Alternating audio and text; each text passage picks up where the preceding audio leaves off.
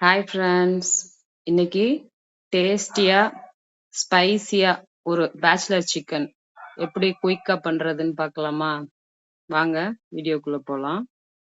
இந்த bachelor chicken செய்கிறதுக்காக நம்ம வந்து 1/2 கிலோ பிராய்லர் கறி வாங்கிட்டு அதை நல்லா மஞ்சத்தூள் போட்டு கழுவி எடுத்து வச்சுருக்குறோம். இந்த சிக்கன் பார்த்திங்கன்னா நம்ம குக்கர்லேயே தான் செய்ய போகிறோம்.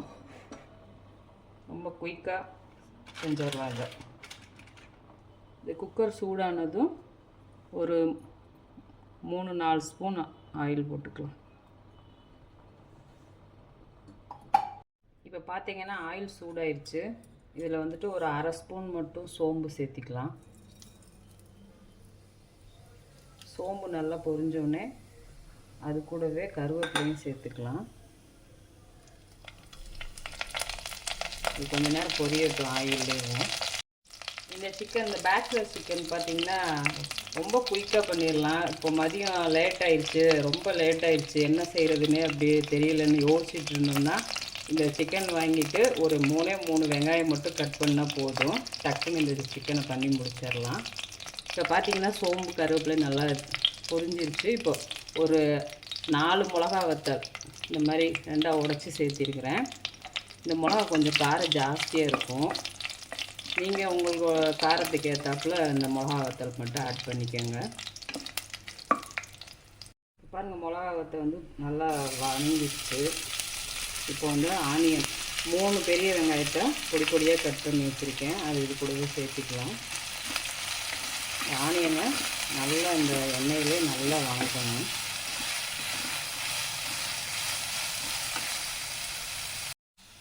இப்போ பாருங்கள், ஒரு பாதி அளவுக்கு வெங்காயம் வணங்கியிருக்கு.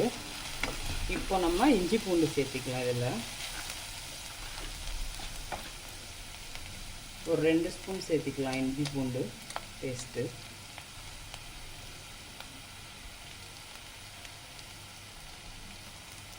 போட்டு இதையும் நல்லா இந்த வெங்காயத்து கூட நல்லா வணங்கட்டும். வெங்காயம் நல்லா வணங்கினா தான் அது அந்த கிரேவி சாப்பிட்றப்போ நம்ம நல்லா டேஸ்ட்டாக இருக்கும். அதனால் நல்லா வணங்கட்டும் வெங்காயம். இப்போ பாருங்கள், வெங்காயம் நல்லா வணங்கிடுச்சு. இந்த அளவுக்கு நல்லா வணங்கணும். இப்போ நம்ம இது கூடவே சிக்கன் மசாலா ஒரு 3 ஸ்பூன் சேர்த்திக்கலாம்.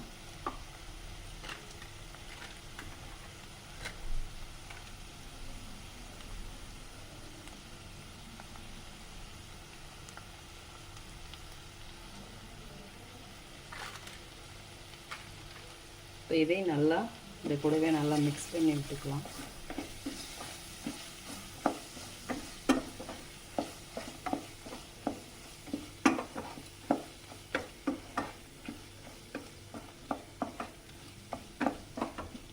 நல்லா மிக்ஸ் ஆயிடுச்சு. இப்போ இதில் அப்படியே நம்ம சிக்கனையும் இதிலே சேர்த்திக்கலாம்.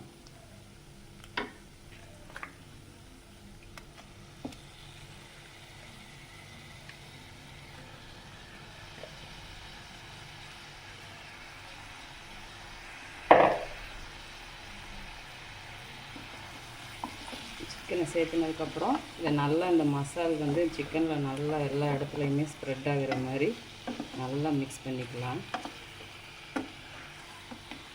இந்த சிக்கன் பார்த்திங்கன்னா பேச்சுலர்ஸ்லாம் ஒரு 10 நிமிஷம் இருந்தால் போதும், டக்குன்னு செஞ்சு சாப்பிட்றலாம்.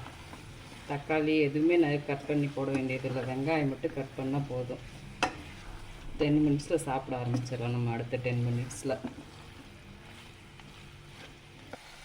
இப்போ பாருங்கள், அந்த மசாலா எல்லாமே சிக்கனில் ஈவனாக எல்லாமே நல்லா மிக்ஸ் பண்ணியாச்சு. இப்போது சிக்கனுக்கு தேவையான உப்பு சேர்த்திக்கலாம். நம்ம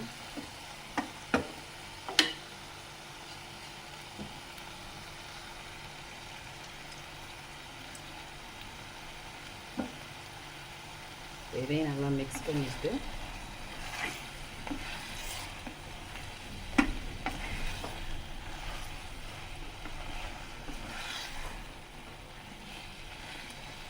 கொஞ்சமாக தண்ணி ஊற்றி அப்படியே நம்ம குறை க்ளோஸ் பண்ணிடலாம். பாருங்கள், ஒரு 3/4 டம்ளர் தான் தண்ணி ஊற்றிருக்கேன்.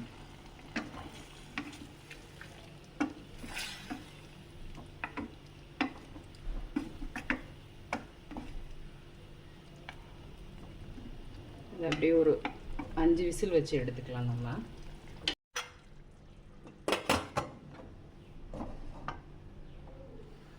ஃபைவ் விசிலுக்கு அப்புறம் எப்படி இருக்குன்னு பார்ப்போம். இப்போ பாருங்கள், 5 விசில் வச்சு எடுத்துட்டோம். ப்ரெஷர் நல்லா செட்டில் ஆயிடுச்சு.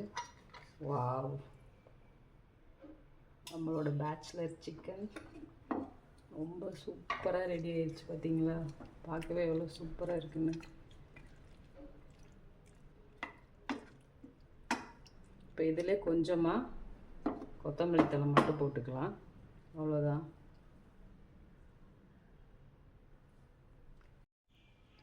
இப்போ தட்டில் சூடாக சாதம் போட்டு இந்த பேச்சுலர் சிக்கன் அப்படி இந்த கிரேவியோடு எடுத்து போட்டு இப்படி சாப்பிட்டிங்கன்னா ரொம்ப சூப்பராக இருக்கும்.